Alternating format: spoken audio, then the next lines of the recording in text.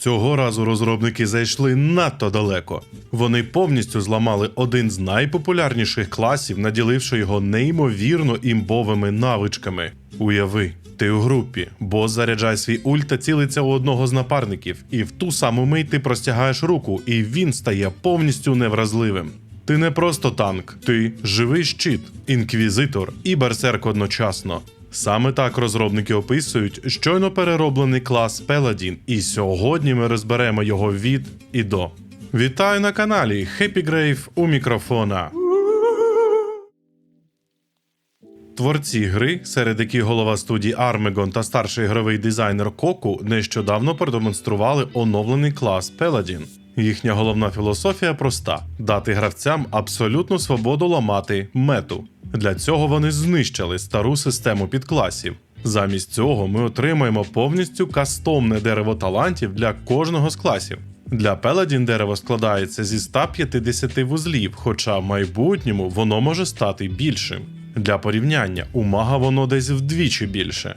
До речі, розробники провели опитування серед спільноти. 50% вважають 150 вузлів оптимальною кількістю, 39% хочуть більше і лише 10% менше. Тож, схоже, дерево ще зростатиме.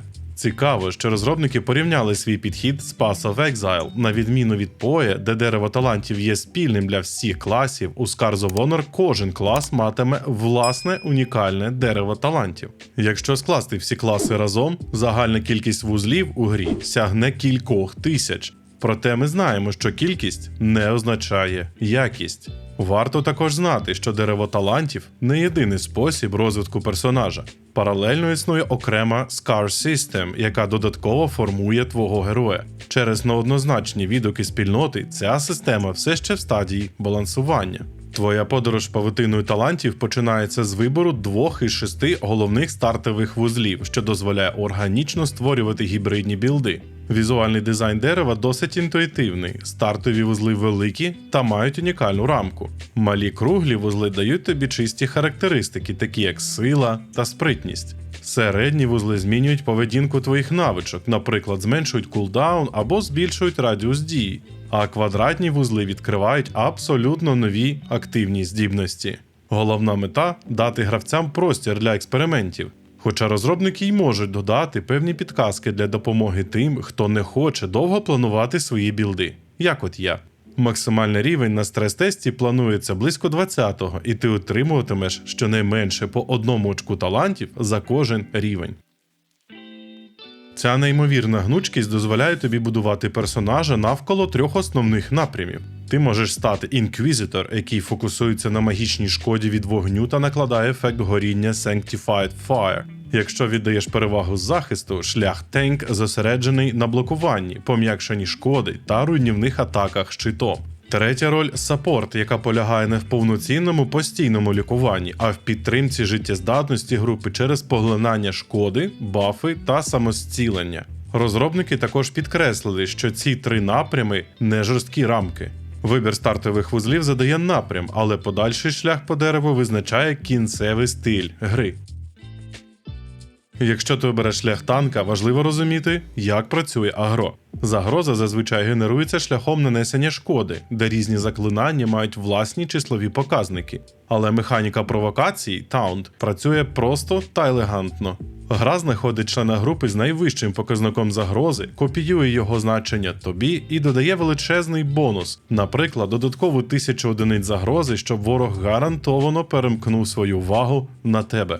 Після того, як ти привернув увагу ворога, активне блокування стає твоїм найкращим другом. Утримуючи кнопку здібності, Паладін проєктує магічний бар'єр, який повністю поглинає вхідні снаряди, і для цього тобі навіть не обов'язково мати екіпірований фізичний щит. Зверни увагу, що мова йде саме про снаряди, а не удари зблизька. Успішне блокування запускає спеціальні тригери. Наприклад, воно може значно посилити твій наступний Shield Smite, змушуючи його завдати додаткової шкоди та накласти німоту на ціль. Окремий талант Reverberating Smite йде іще далі. Він надає Shield Smite здатність оглушувати ціль на 1 секунду замість німоти. Тобто, залежно від вибору таланту, ти міняєш тип контролю, який застосовуєш після успішного блоку. Ти також можеш взяти талант Restorative Aegis, що відновлює здоров'я під час утримання блоку, хоча розробники зізналися, що його кулдаун у 20 секунд наразі є багом, який вже виправляє. Якщо ж ти використовуєш одноручну зброю, базова навичка Decisive Strike на своєму третьому комбо-ударі лікуватиме тебе на 20% від сили атаки кожні 3 секунди протягом 12 секунд. Фінальним акордом танкового комбо є Bulwark Crush – ультимативне заклинання, де ти з розмаху б'єш щитом об землю, завдаючи масивної шкоди усім навколо.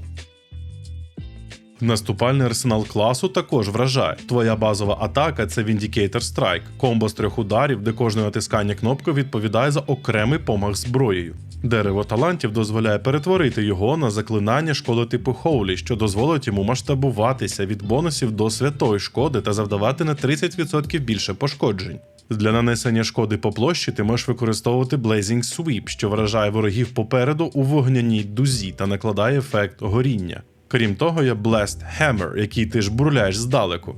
Він не тільки допомагає скоротити дистанцію, але й завдає потрійної критичної шкоди та оглушує ціль на 2 секунди. Для потужного контролю існує Final Verdict Castigation.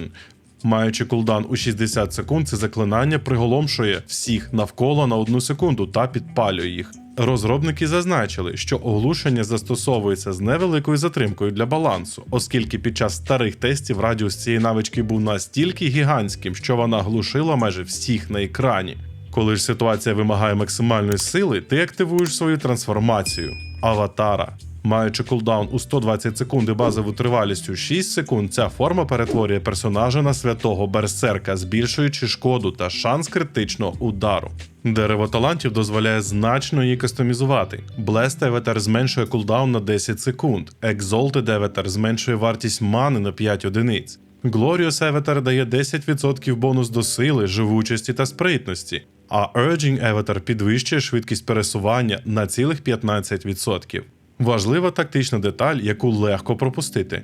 Аватар можна активувати, навіть перебуваючи під ефектом контролю. Це робить її надійним інструментом у критичних ситуаціях. Розробники навіть обговорюють ідею додавання крутих візуальних ефектів, наприклад, більших крил, для розпізнавання покращених версій цієї форми.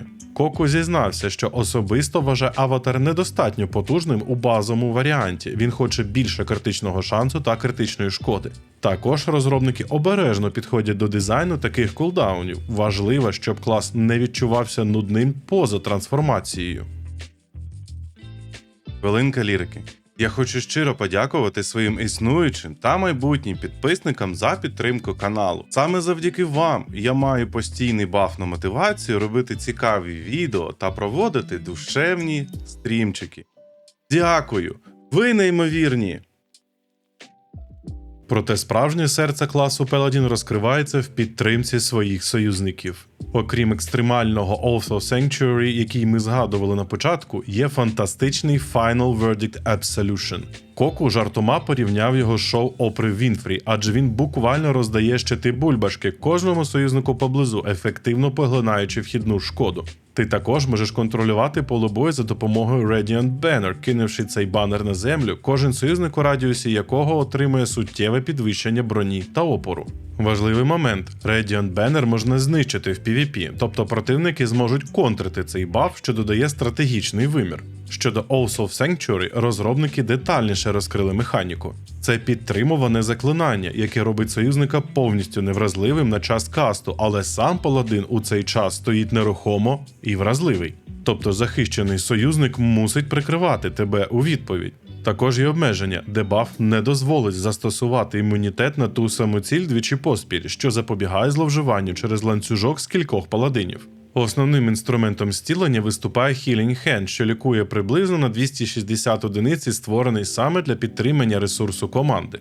Розробники додали до нього блискучий талант. Кожен третій удар твого Vindicator Strike зменшує час відновлення Healing Hand, стимулюючи залишатись у ближньому бою та діяти агресивно, щоб лікувати частіше. Навичка Healing Hand не прив'язана виключно до самозцілення. Ти можеш кастувати її і на союзника. Крім того, є талант, що дає плюс 10% до сили та спритності на 10 секунд після застосування, перетворюючи зцілення на короткочасний баф.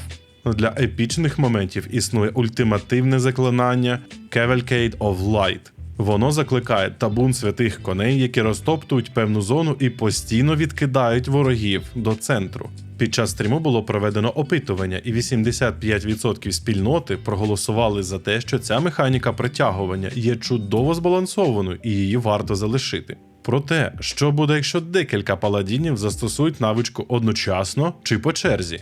Остаточний вердикт залишається за плейтестом. На противагу цьому, навичка Heavenly Dive, яка дозволяла паладіну стрибати в повітрі на ворогів і сповільнювати їх, здалася глядачам занадто схожою на здібність, що більше пасує класу Warrior. Розробники вже мають у планах кавалерійський ривок на коні, який замінить Heavenly Dive.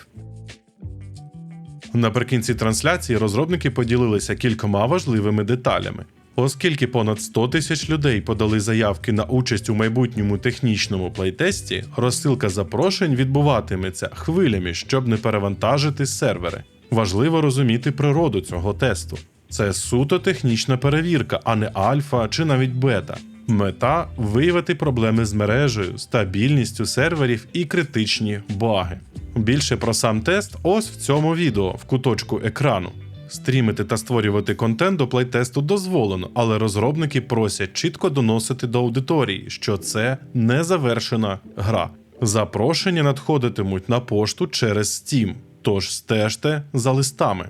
Вони також продемонстрували нові моделі рас, жіночу версію Sun Elf, над якою ще працюють аніматори, та величезного, мускулистого чоловіка-орка.